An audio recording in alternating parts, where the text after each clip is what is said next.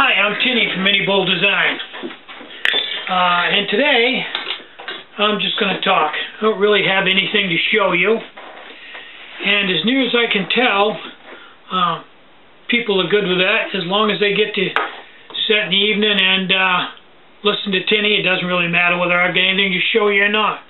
You just want a dose of Tinny. That's the way I understand it, and that's a good thing. I appreciate that. So, let me give you a rundown of everything I know. That won't take long. Okay, got up bright and early this morning, went out, and there was a lot of small stuff out of stock in the store, or very low in the store. And that all comes up in my email. It's set up so I set a minimum inventory level, say 2. And at 2 I won't get an email, but when it drops below 2, which I think would be 1, I will get an email saying SKU number and the name description of it has reached the minimum inventory level. And I had a whole bunch of those today. So I went out and I didn't make a lot of anything, but I made some of all this stuff. 4 and 8 ounce nipple caps, M1s, M2s, 5x23 pot stands, carbon felt Tomics, carbon felt windscreens, bongo legs, 12 centimeter legs for the M6, 12 centimeter lids for the Musa pots, MSR Titan kettle lids, M5 carry cases, and M6 carry cases. Long day. I just finished. Lots and lots of pots.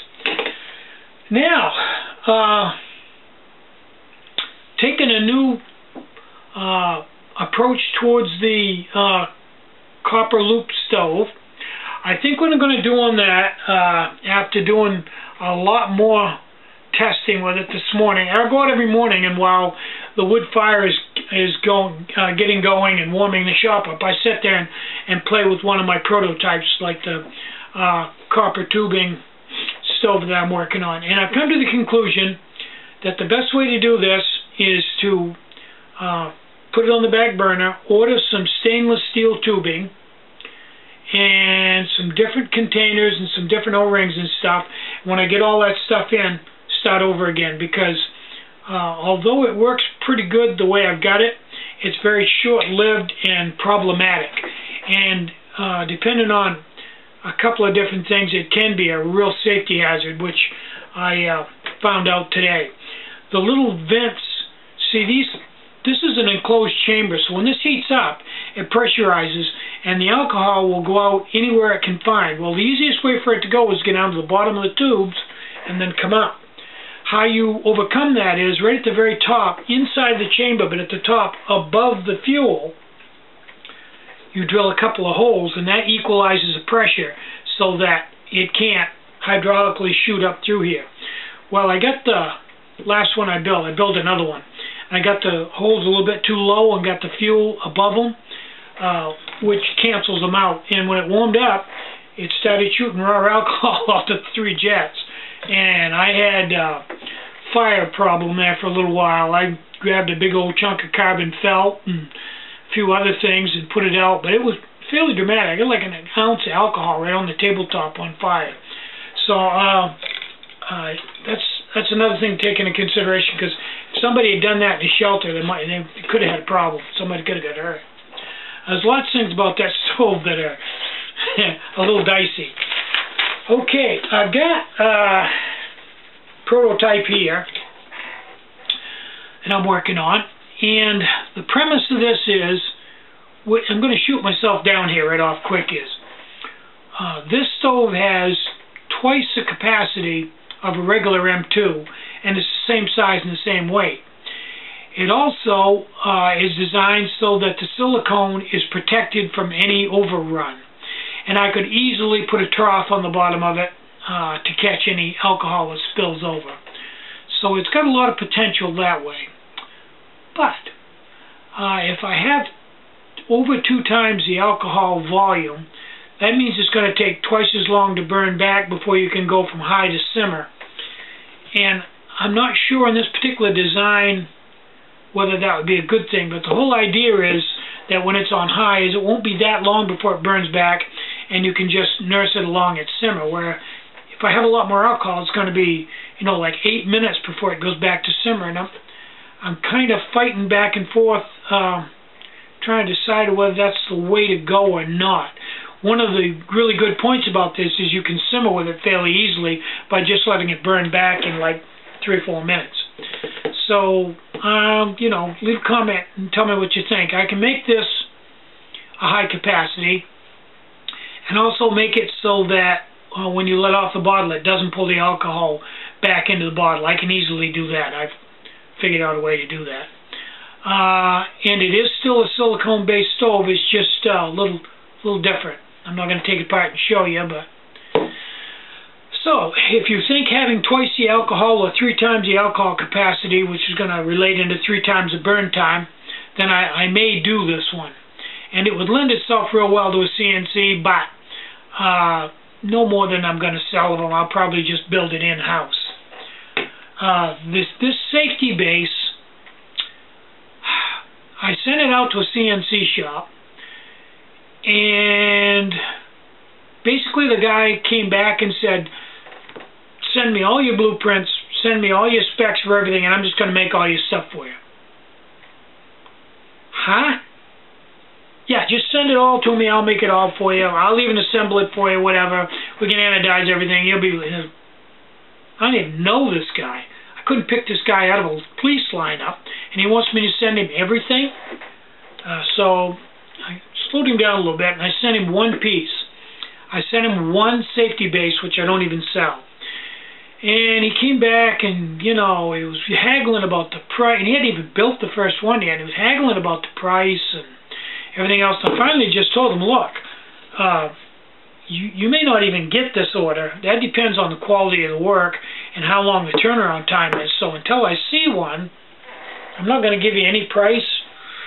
I gave him a low price, but I'm not going to haggle on the price or do anything until I see the finished product, at least one of them.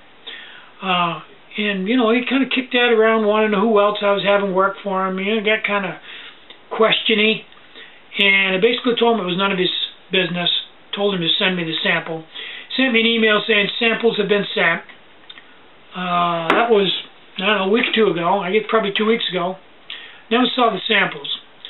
So my spin on that right now is the guy probably never even had a CNC shop. He was just trying to get all my designs away from me and then send them to a CNC shop and have them made and sell them. Well, didn't work anyway. And if I'm wrong on that, I should be getting a sample in the mail any time now, like a week ago. So, a lot of crazies out there. But I've taken a new tack. It's very easy, including myself, to misjudge people from a YouTube video or from an email. Robert has pointed that out to me, that I quite often am judging people too harshly, and they're actually pretty good people that I can't see it in an email or a YouTube video. When in reality, if I could sit down with them at dinner somewhere or out on the trail and talk to them for half an hour, I'd have a totally different view of them, and they would have a totally different view of me. And that's my tack from now on how I judge people. Until I sit down with them and talk to them, I really can't tell you what kind of people they are. And I'm certainly not going to judge them by what they say in a YouTube video, even if it's very negative towards me, because that's just rhetoric, and they're trying to sell product, and they don't know how to do it yet. But they will learn that making fun of me and running me down is not going to sell product. And in the end, depending on what they say, it'll probably have just the opposite effect. That's been proven time and time and time again. I've tried doing it that way, and my sales went right downhill immediately. So if you're trying to sell product and you're doing it by running me down, sorry guys, that's not going to work. There's too many people that like me. Unfortunately, I don't know why. I'm not that nice a guy, but there's like 7,000 people that really like me. So if you start saying bad things about me, it's not going to work. And I just found out today that there's a couple of people, I didn't even know it, there's a couple of people that have been doing that. Well, you know, good luck with that. I'm not going to tell you not to do it, but I think you probably found out by now, not the way to go. On the other hand, some of these people, not all of them, but some of them, have a lot of experience that I don't have in machine tool.